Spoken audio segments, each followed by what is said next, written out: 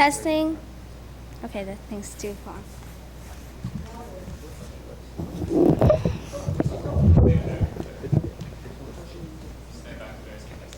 Testing. Testing. Okay. Judge ready? Yeah. Opponents ready? Yes. Partner ready? Yep. We affirm, resolved, the federal government ought to pay reparations to African Americans. Observation 1. According to the Oxford English Dictionary, there's a crucial differentiation between the word ought and should. The word ought, which is used in the resolution, implies doing something because it is morally correct. Therefore, this round should be judged not on feasibility or real-world consequences, but only on moral righteousness. Observation 2. According to Stanford University, if the government fails to prevent a harm from occurring, it is the government's responsibility to give reparations.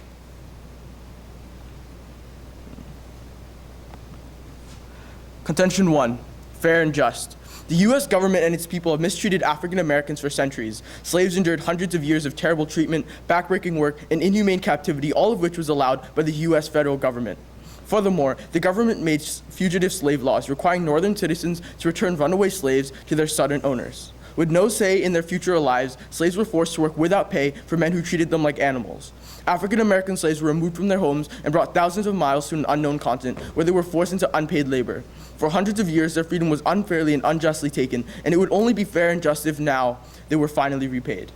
The U.S. federal government and the citizens who they represent have created laws that allowed for the confinement and illegal captivity of African Americans for over 100 years.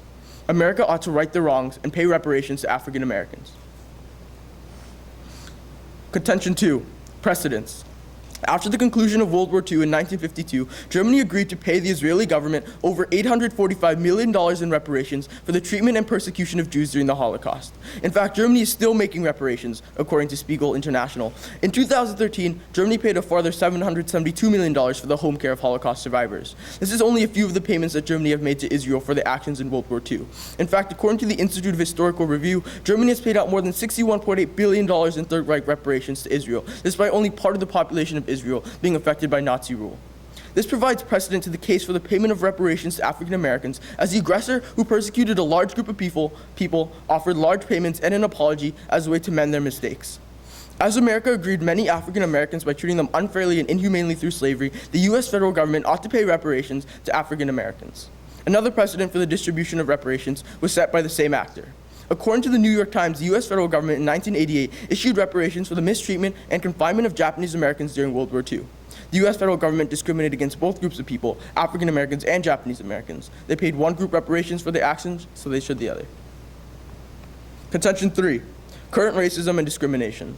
African Americans currently living in the United States still face unfair treatment and discrimination. According to a report conducted by the Housing and Urban Development Department, African Americans of the same socioeconomic status as their white counterparts are 17% less likely to be presented a house. Additionally, white counterparts offer lower rent and more likely told that down payment or rent is negotiable. Furthermore, according to a study by Oregon State University, housing on average costs African Americans $4,000 more for the same house as compared to white Americans. This is a clear show of tangible evidence that discrimination still exists for African Americans. It is unfair that just because of the color of someone's skin, they must pay significantly more for the same thing. Americans often prefer to think that the issues of race and discrimination are far behind them, but in reality, they are as prevalent as ever. Reparations would work to mend the deep-cutting wounds that racism have caused, showing to the people of America that discriminatory acts are not okay. By paying reparations, the government would be acting as a role model for the rest of America. African Americans have gone through many harsh struggles not faced by the majority of the rest of America. African Americans deserve reparations for the unnecessary hardships that they've been forced to endure. For these reasons, we're proud to affirm.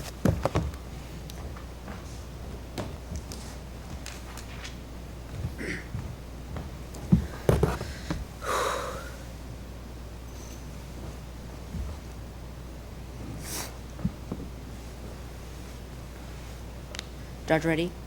Yeah. Opponents ready? Yeah. Partner ready?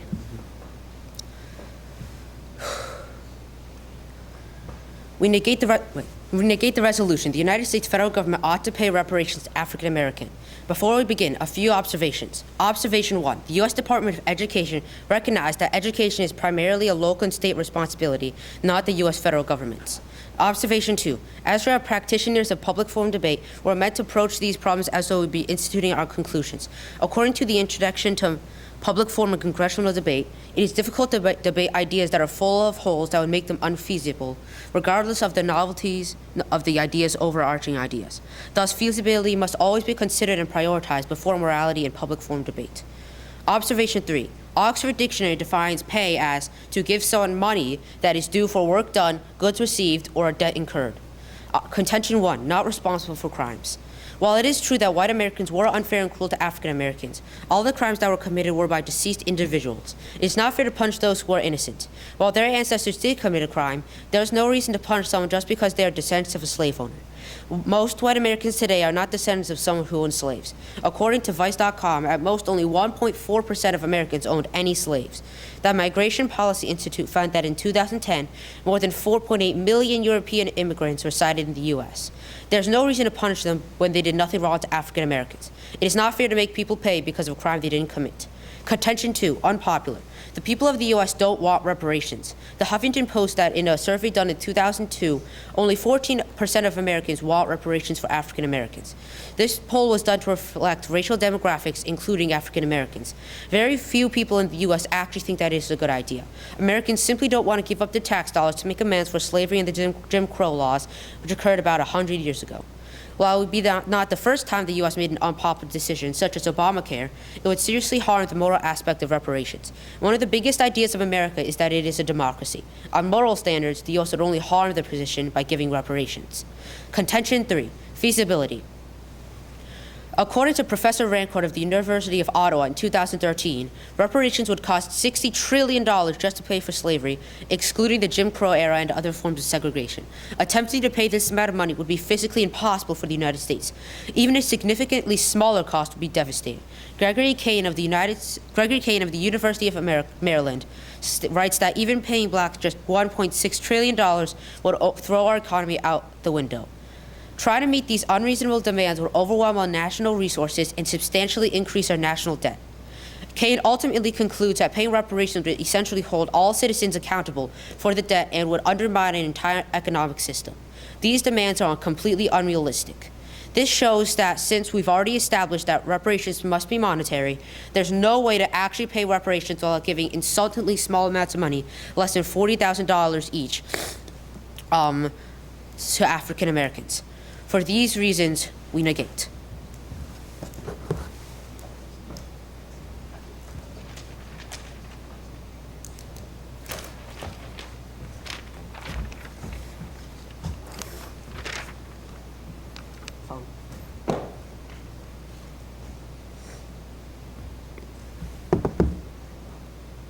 Would you like to ask the first question? Sure. Would you agree that in the United States federal government, there's a Supreme Court? Yes. And sometimes laws are passed that the majority agree with, but the Supreme Court says it's not okay. It's not constitutional, correct? Yes. Okay, so then, like, when not the However, what you're saying is that when the majority agrees with something, that the judicial branch could say that, overrule it, saying it's unconstitutional. But the point of the judicial branch is to be like as a veto or like another part of the government that checks the power of the other parts of the government. So if the However, that doesn't refer to popularity whatsoever. That's only other parts of the government. the fact that the Supreme Court is there shows that not all the power is through democracy, is through like the word of the people and like popular vote. There's another branch out there that shows that there's another point of view. And so not just because like a lot of people disagree, it means that it is not morally right to do so. However, there was an example of an unpopular decision by the U.S. government that was approved by the judicial branch. This example is the Iraq War. This war was largely unpopular among U.S. citizens. However, the government still passed it, and it caused thousands of casualties, leading in no gain and loss of life. However, there are other examples where unpopular decisions work out well, like Obamacare or the 2008 auto bailout. It's too early to assume that Obamacare worked, and Obamacare is still largely opposed, and you have no evidence that states that Obamacare actually worked. May I ask another question? Sure. Okay. So in your first contention, you talked about how it was fair and just. Yes. For slavery. Yeah. However, all slave owners and slaves have already deceased. Why do we still need to pay them if, first of all, they have all deceased, and second of all, even the most of the U.S. African Americans are not descendants of slaves? Okay, so you asked two questions, but let me answer the first one first. It is fair to give it to the descendants of the slaves and their heirs, because this is not only about slavery, number one, it's also about discrimination. But let's just say it is just about slavery. Then the heirs would still deserve reparations, because it would be similar to giving it would be as a way to apology and repay the African Americans for the work that their parents have done. And it's also about discrimination, so African Americans are still being discriminated against today, and so we would need to give reparations to repay them for the extra struggles that they've had to go through. Okay. And also, it is fair to tax all the citizens of the United States to give those reparations to African Americans, because all the citizens of the United States are benefiting off the U.S. economy, which the unpaid labor of the slaves built. So because you're benefiting from the work of slaves and you're not paying for those works, it is only fair if you do pay for that work, because they did that work and that's building the economy and you're working off that economy. So it's fair if you pay those reparations. However, how can we pay for all the... Okay.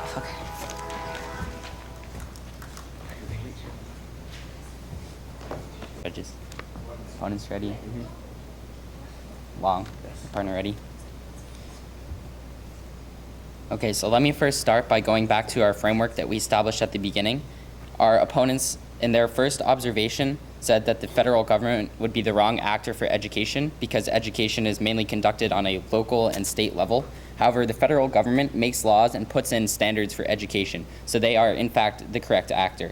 Their second observation, my opponents cited feasibility and the introduction to public forum debate. However, they neglected to mention that this guidebook, their evidence guidebook, is actually called the Introduction to Public Forum Debate and Congressional Debate.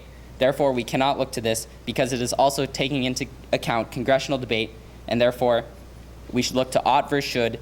Ought means that you should do something because it is morally correct. The word ought is specifically used in the resolution, and we should look to moral righteousness and not to feasibility and real-world consequences. Even if we do, it says it is difficult. It does not say it is impossible. However, in my opponent's third contention, they use the definition for pay, and that it is defined as money given to someone for a debt incurred, and that we should look to only monetary reparations. However, we have a conflicting definition of pay, which says that pay is compensation for mistakes. Therefore, we can not only look to monetary reparations, we can also look to policy changes and other forms of reparations.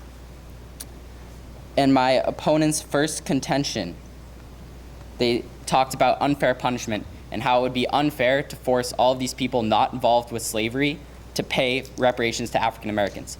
And although it may seem unfair for Americans who were not around during this time of mistreatment, everybody is still responsible in a way, and they should pay reparations.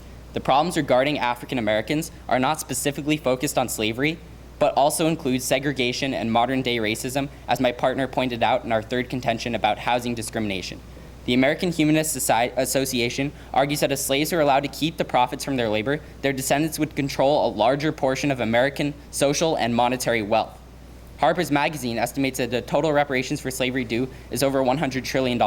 This means that America is better off and wealthier because of the forced labor of slaves. If everybody in the U.S. is benefiting from all of this accumulated wealth and a better economy, we should pay reparations, and it is only fair to pay reparations to African Americans and pay them back. My opponents said in their second contention that it was an unpopular decision.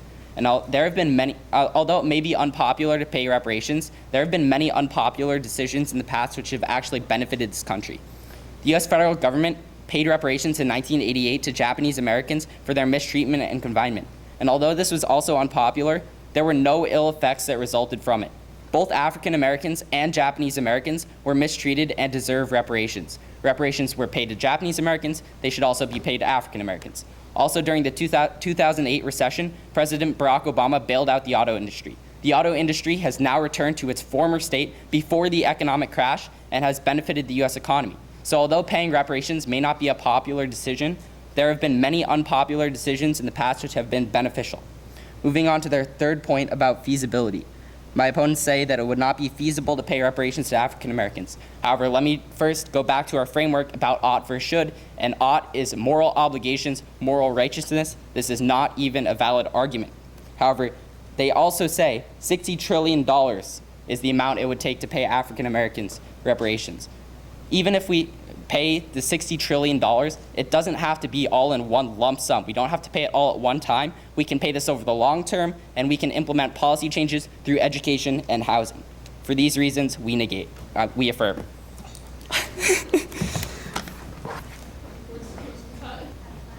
Nope.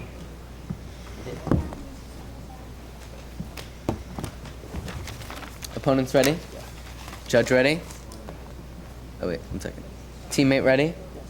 Okay. So I'd like to begin by going back to framework.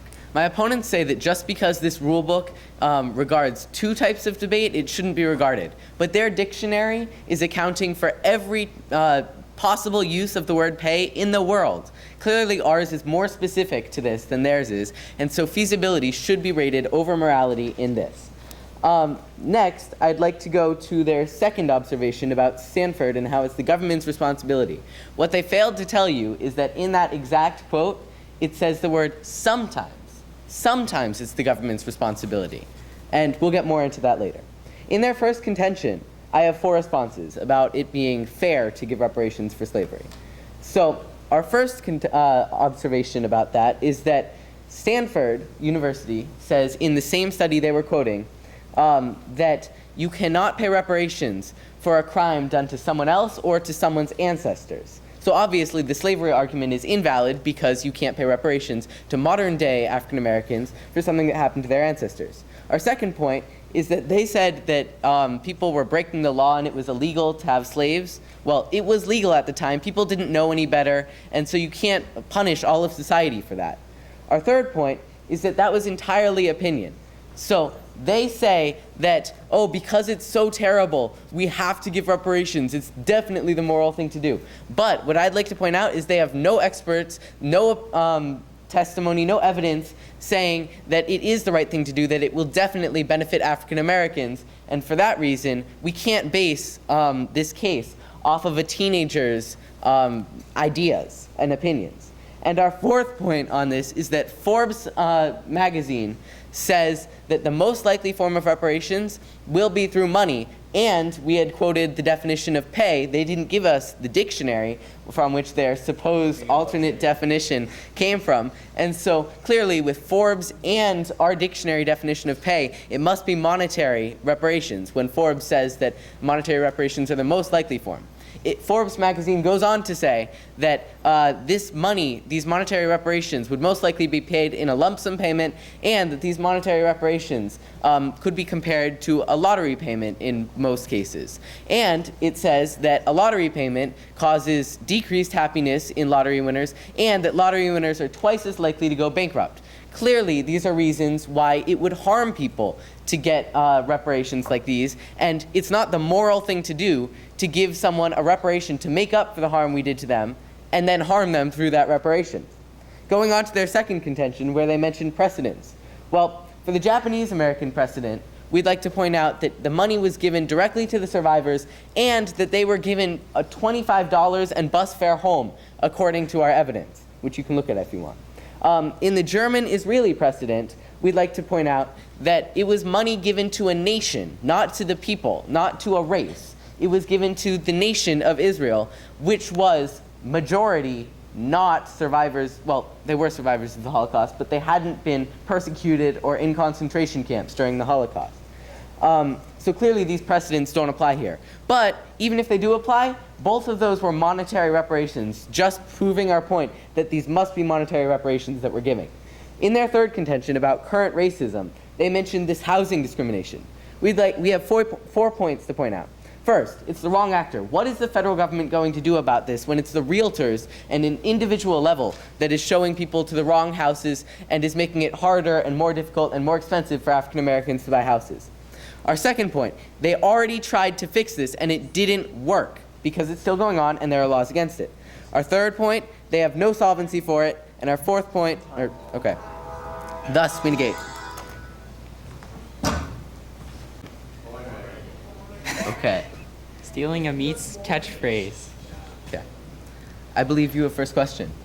Okay, so I believe that Frank mentioned in the constructive that it would be that we'd pay insignificant amount of money to African Americans, and then he said it was $40,000. I don't. Less than $40,000 Okay, is $40,000 an insignificant amount of money? compared to the suffering that that the race in general Okay. put up with through slavery, segregation, modern day discrimination, and all of the stereotypes and discrimination in our heads that's still going on today. I think Okay. that's a very insignificant sum Okay, of so money. through all of the things that you just mentioned, all of the hardships, suffering that they've endured, do you agree that African Americans deserve some reparations for all the suffering that they've been through? I believe that if it doesn't harm them, they deserve reparations. However, we've already proved that monetary reparations are the form of reparations that would be given, and monetary reparations would harm them. So I think that, no, I wouldn't like to harm them for all of the harm we've already put them through. Okay, but you do agree that they deserve reparations. So No. you just agreed with me. I said reparations would harm them, so I don't agree that they should get reparations. Okay, well. May I ask a question? All right, go for it. Okay, so your partner had mentioned the judicial branch, correct? Yes, in Crossfire. Okay, so since the judicial branch only accepts cases that have gone to courts beneath them and the decisions have already been made on those cases, it's just that they're unclear. Doesn't that show that it's not really unpopular decisions that the judicial branch makes? In most cases, it's just It shows decisions that are that there is unclear. a specific branch built into our government for this reason. We have this in our government because there are going to be unpopular decisions, and this is why we need this branch. But the judicial branch's job is to clear up cases that come from courts beneath them when they're unclear, when Okay. the courts beneath them don't understand them, right? Or can't solve them to the best of their ability. So in that case, what you were saying about how the judicial branch exists to make unpopular decisions is wrong, correct? Would you not say that lower courts are also a judicial? They're not the judicial branch, no. Well, Do you want to ask me a question? nope. No? Okay, so I'll ask you another question. You had mentioned in your first contention it was almost entirely about slavery. However, we showed with your own evidence that you can't pay reparations for something that happened to someone else's ancestors or to someone else in general. So doesn't that negate? It's that you can't demand reparations. They're not. It's morally right to give them reparations. Also, you Well, said but that we already established that reparations would harm them. Do you we want? haven't Do you? established that reparations would be beneficial to African Americans. We have evidence showing that We reparations have would harm them. evidence showing that it would be beneficial. Okay, so I'd like to ask you, assuming on. that our evidence is correct and that it would harm, never mind. I'll take some prep.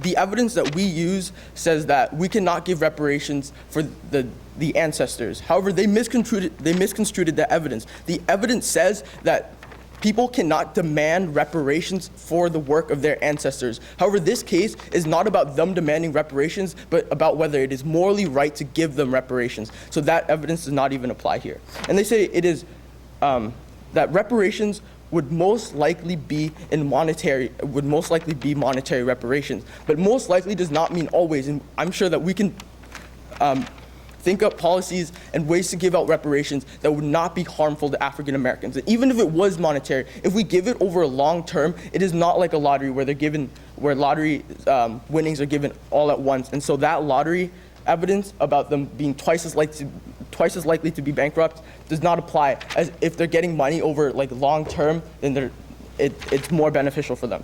And for the precedents, my opponent said that in Japan they gave it to a nation of people, and so it doesn't matter. However, it might be harder to give it to individual people, but we would argue that it was very hard for slaves to work like day in and day out without pay and in terrible conditions. And so it might inconvenience us a little bit to give reparations to each individual African Americans, but it does not mean that we should not do that. And they also said that Japan, the money was given directly to the Japanese heirs, but we directly to the Japanese. Okay.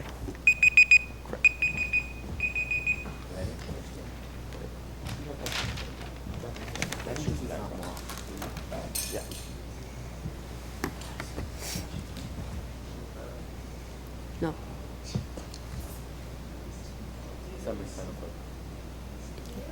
No.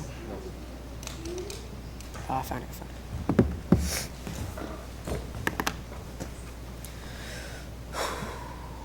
opponents ready? Yes, got it. Partner ready? Judges ready? Okay. Okay, let's go back to our framework. Let's just say that their case is true and that it is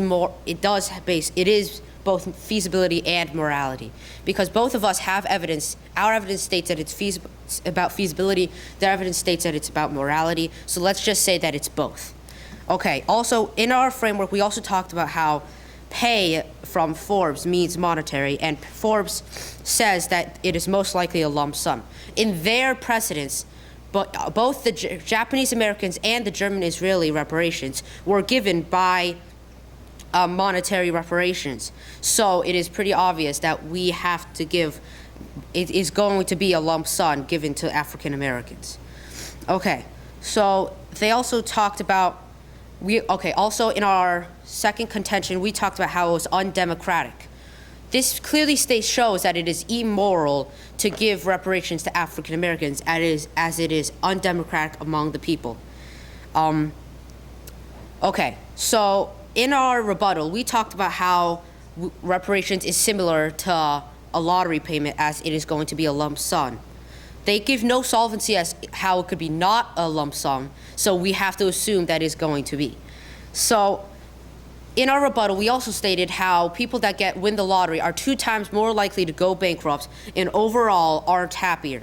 This means that it is immoral to give reparations to African Americans, as reparations will actually hurt African Americans in the long run. Okay, also for feasibility. They stated how it would cost $100 trillion to give reparations to African Americans. However, we cannot simply give $100 trillion to African Americans, as that would literally throw our economy out the window. We cannot afford that. Thus, it is both infeasible and immoral to give reparations to African Americans, and we win in both cases.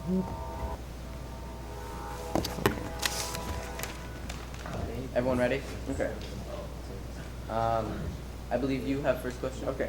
So you said in your crossfire with Ben that $40,000 is not nearly enough to give as reparations to African Americans because they work so hard, correct?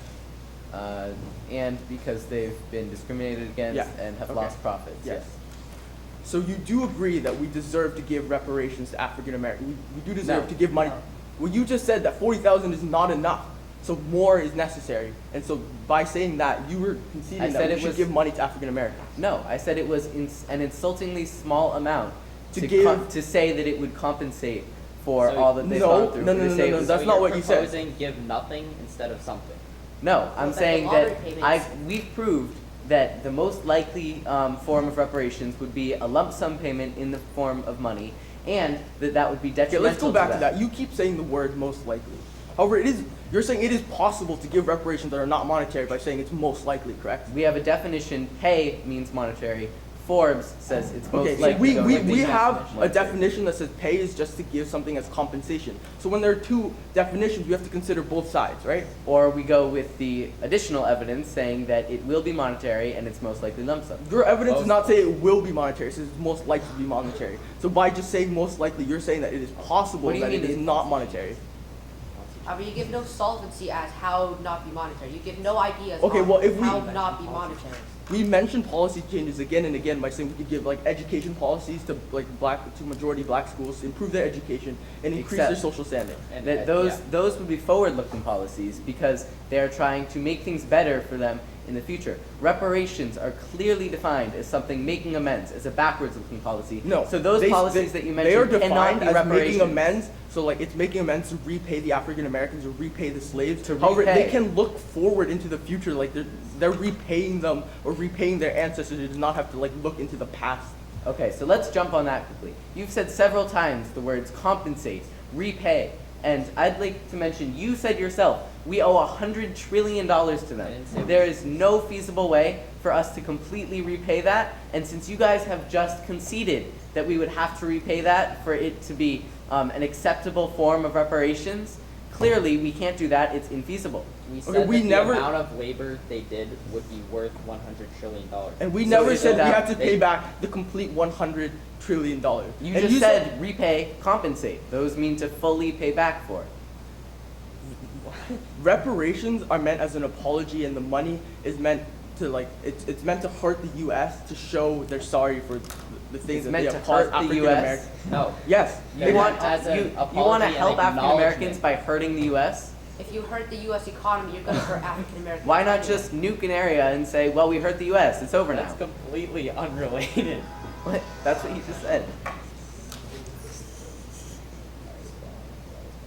Alright, how much prep time do you have left? Joey? 131. They We are. are. Long. Yes. Okay, so once again, I'm going to go back to our framework that we established at the beginning of this debate. We said that ought, specifically used in the resolution, implies moral correctness, and that we should pay reparations because it is morally correct, and we should look to moral righteousness and not feasibility. They are going to argue that we should look to feasibility because of the rulebook guidebook for congressional debate. However, this is about congressional debate. It does not apply here, and so you should look to moral righteousness, morals, not feasibility. In our second observation, we say that it is the federal government's it is the federal government's fault. They are the right actor, and it's their responsibility to pay reparations. In our first contention, we brought up the fact that it's fair and just. African Americans have suffered so much. They deserve reparations. They need to be paid back. And our opponents say that slavery is over, and they misconstrued our evidence saying that it are about descendants of slaves. This is completely wrong, and we need to pay African Americans reparations. This is a moral argument once again. Also, they said that we offered no other forms of reparations, and they are going to argue that it is only monetary reparations. However, once again, we have conflicting definitions of pay, and our definition says that it can be compensation for mistakes. Therefore, reparations can also come in the form of policy changes, as we mentioned numerous times, education policy changes, and even if it is monetary, we don't have to pay it as one lump sum, which will hurt them in the lottery. Their evidence is only looking towards monetary reparations paid in lump sums. We can pay this over the long term. This will not have negative effects on African Americans. This will benefit them in the future, and African Americans deserve to be paid back reparations for all of the mistreatment that they've been put through, and that is a known fact. For these reasons, we affirm. Yeah, we have 2 minutes left, starting now.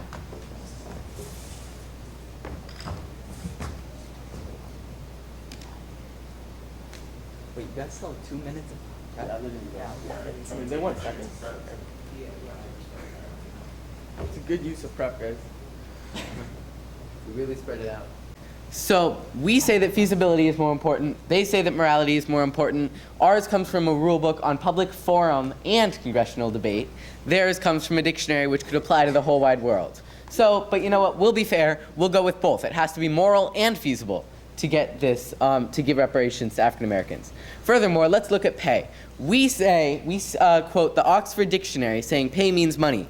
They quote no dictionary saying that pay does not need to be money. And we have Forbes saying that the most likely form of reparations will be through money, and that the most likely form of reparations will be in a lump sum payment. Since they have no evidence saying that that the most likely type of reparations will be something else, we have to go with the evidence. And since it's public forum debate and we're trying to institute these changes, we'll go with the most likely.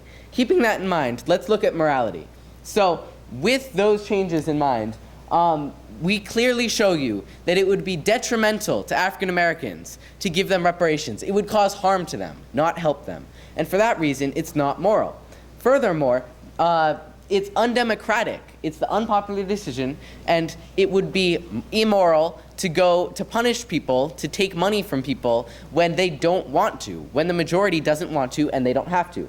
It's also infeasible to do this because A, they have no other evidence showing any other solvency mechanism aside from policies which we've already proved are forwards-looking, not backwards-looking, and therefore aren't reparations, and it's already been done. We've made laws against discrimination in real estate and against other things of the sort, but they haven't helped. It's still going on, and clearly we can't fix that. Therefore, it's infeasible. So in our world, about feasibility, and in their world, we win. They can't contest that. It's immoral and infeasible to give reparations to African Americans. Thus, we negate. Hate this one. guys are really good. Merriam-Webster, by the way.